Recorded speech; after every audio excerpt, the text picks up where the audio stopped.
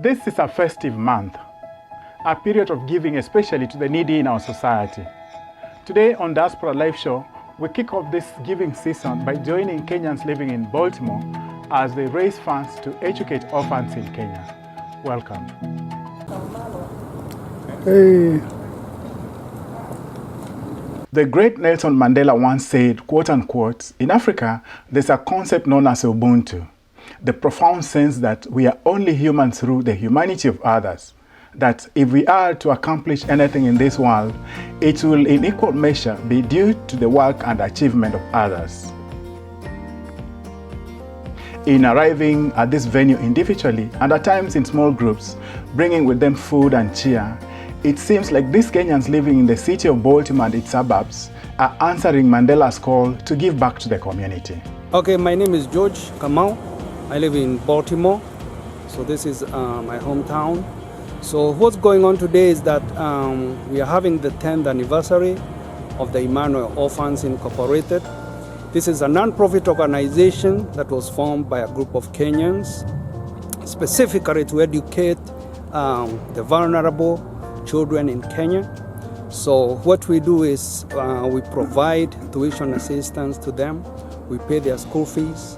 We also provide them with moral and emotional support to make sure that they become productive members of the society. These are the members who have been doing it, and every year we pay for these orphans, you see, and we are not going to stop. Yeah, this is something that we started, and we are not going to stop. Kenyans are known for coming together to deal with community challenges through the spirit of Harambee, which literally means pulling together. This spirit follows Kenyans wherever they go, and so it is as live and well in the diaspora as it is back home, and it is all reflected here today. I think it is only right and morally responsible for you to give back to your society. That's the only way we'll be able to reach out to more, that will be able to reach others. Basically, when you reach out to one, it becomes a domino effect. You don't know how many they will help. And we have had stories of kids telling us, you guys have become my parents. When I'm able to stand on my own feet, I'll be able to reach out more beyond my own family. So it's important that we continue to do this. And this comes from the Harambee spirit, from where we come from. Most of the people who are here came here through fundraising from our friends and our family members. So basically what we are doing here is to do what we have done all along. Kenyans, they are very magnanimous people. They like to give, they like to support one another. And I would like to say that I'm happy that I live here in Baltimore because we are able to move mountains here more than any other city in this country. And we are proud to do it.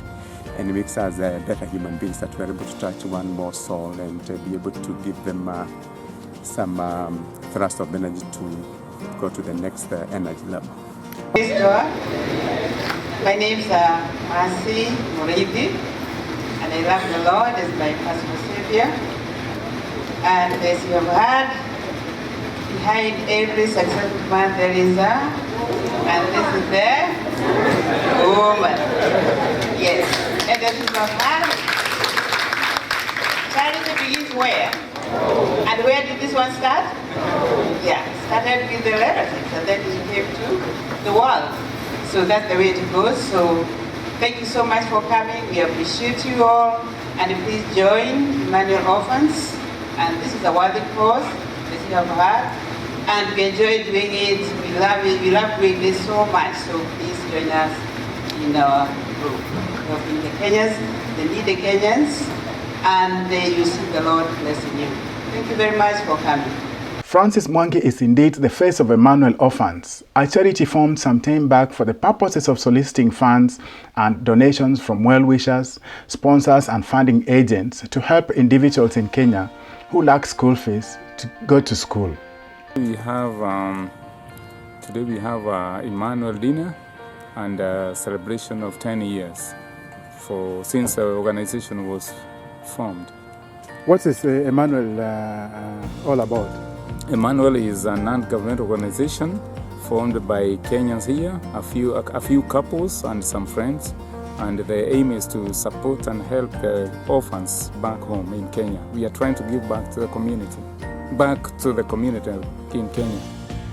Founded by Mr. Robinson Muriithi some 10 years ago and incorporated in Baltimore, this charity enjoys a lot of support from Kenyans living in this area.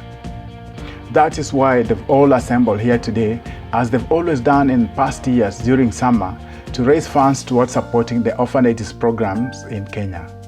These charities programs are many and varied, but it's clear from testimonies that the most successful and impactful program is that around education. They created the program to educate orphans, specifically those who show potential, but because of lack of resources, they could not continue with schooling because of a variety of reasons, all linked to rampant poverty. Right now, currently we have 25 children. I wouldn't call them children, but we have 25 youth who are in various schools across the country. And one thing we also do is we don't care where the child comes from. All part of the country, we have children from coast to Nyanza, western, anywhere, so long as the child is needy and need help. Actually, we have various programs with Emmanuel, but there is one we have which is called Emmanuel Orphans Education Promise. That's the one we emphasize because we believe the best thing even a parent can give to a child or a nation can give to its youth is education. You know?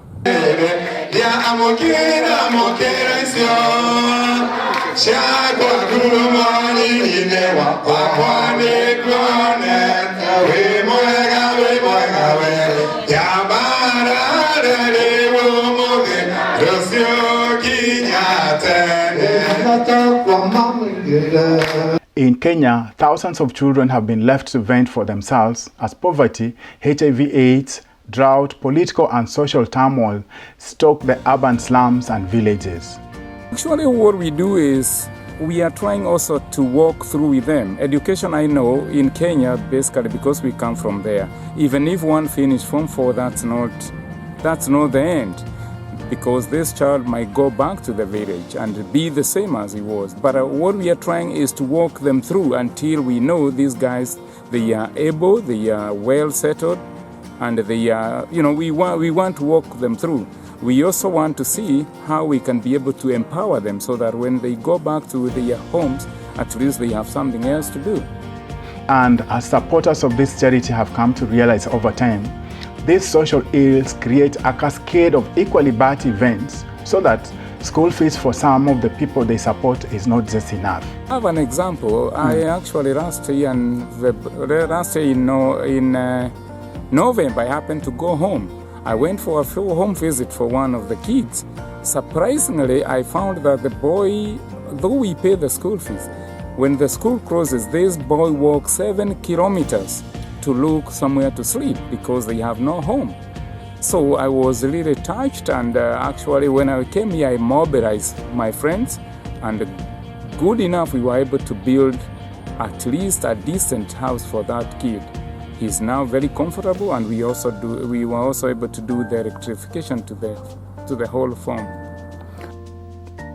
It is why this charity has expanded its vision and mission to include the alleviation of poverty among orphans and vulnerable children, their families and their communities. What I like about Emmanuel Orphans is that all the gifts we get go 100% to support the education for these kids. In the event that we happen to come across a kid who has some issue, for example, we had one child who had an issue with a place to sleep. Basically, he used to walk about 2 miles to go and sleep at a friend's house, and the parents were not treating that child fairly. So what we did when our program manager went to visit there and came across this issue, he reached out to us. He said, I have a really serious situation here that we need to step in. Even though we have paid school fee for this kid, there is another challenge he's facing. He has to walk 2 miles. I think it was 2 miles back and forth to go and find a place to sleep. So he reached to us and he said, what can we do? There is a true need here. And what we did was we got back to our pockets, and each one of us donated a few bucks here and there. He was able to buy, a few building materials. We were able to put up a 2-bedroom house. We were able to put furniture in that house. We was able to provide power in that house, which wasn't even available in the locality. And what we did was that give that kid some thrust of energy and a sense of, belonging, and a feeling that I'm wanted. I have people that care. So that is one problem that was solved 2 ways. We're able to pay school fees for our child, and we're able to resolve the issue of that child being able to have an abode. To this end, Emmanuel Orphans invests funds and other resources secured from these well-wishers and other funding agencies and sponsoring organizations to assist and empower orphans access not just education, but also healthcare and other skills required in life for them to grow into mature and self-reliant adults. And what is even better is that when Francis went to visit this home, the father of this kid wasn't even coming out of the house. Basically, it appeared like he had some mental situation. And I guess it was the level of poverty that was had befallen the family. I think he had lost hope. But after we constructed that house, the gentleman now comes out. And even so often when our program manager reaches out to them, you say, oh, Francis, I'm out there trying to fend for my kids. I'm able to go and look for a kibarua. I don't know whether you understand what kibarua is, but it's basically manual labor. But at least he's able to get out and be able to feed his family. And so right now we are here to celebrate 10 years, tell our fellow Kenyans what we do, and a few Americans who will be able to visit with us to see whether we can get a few more who can partner with us, because the needs in Kenya are many. They are actually immeasurable. The resources are limited because it's only a few of us and we can only be able to do so much. So if we can get more partners out of the few that are here that will see the stories that we have to present to them, it will be nice because we will be able to reach out to more kids that we can help. Accordingly, if somebody is able to just give us a one-time gift, that would also go a long way, because the rest of us can pick it back and be able to support one extra kid. Right now we even have a kid from Sealand. The guy did very well in his high school exam, was admitted for a course in, I believe, medical technology. He doesn't have money to go to school. He reached out to one of us. The boy is almost wanted to take his life, and now we have just kept him there. We just told him to wait, and we see whether we can do anything. But right now we don't have the resources. We might end up talking to the current members of Imagine to see whether we can help that child. Therefore, these Kenyans in Baltimore are answering the call engraved in the old wisdom that for whom much is given, much is also expected. When I think about what you guys are doing, the script that comes to mind, I pulled it up real quick, is Matthew 25:40. It said, and I'm reading from the NIV version, the king replied, truly I tell you, whatever you did for one of the least of these brothers and sisters, you do for me. And that's what I think what Manuel's doing. They're not so much looking at trying to put their name on the business world in the sense trying to do something to get a pat on the back, but they're quiet professionals and they're doing things for the least. And I think that's beautiful. I think that if we as a community of people, regardless of our color or our gender, if we as a community of people would take that as our marching orders to work with people who are the least, not so much try to always pat ourselves on the back or try to do things for other people. Just look at those around us and help each other. I think that'd be a starting point. And I'm so glad and honored to stand before you guys to, I guess, throw a little pebble in the river, and hopefully we can make a difference in these young kids' lives. Thank you. My name is Sarah Kimani. I'm just here to support Emmanuel, this organization. I'm just a friend of this organization. I'm just here to support them. Most of these people will readily agree that they are only giving back to the community that made them who they are in the first place. That's what we are trying to urge people. And actually every year we try to hold a sensitization campaign so that we can remind people not to forget our roots. We might be very comfortable here, but let's remember, back our village, there is a child there who cannot afford a meal. There is a child there who cannot afford a school fees, even though that child is really bright. So that's what we are trying to emphasize our people, not at least to forget. Those who are here, not to forget where we came from. Thank you for joining us again in our show, and we hope you enjoyed the show. Remember to join us again next week. And also remember, you can join the conversation by going online, and you can also talk to us, you can write to us. Our email address is diasporalifeshow@standardmedia.co.ke. See you again next week.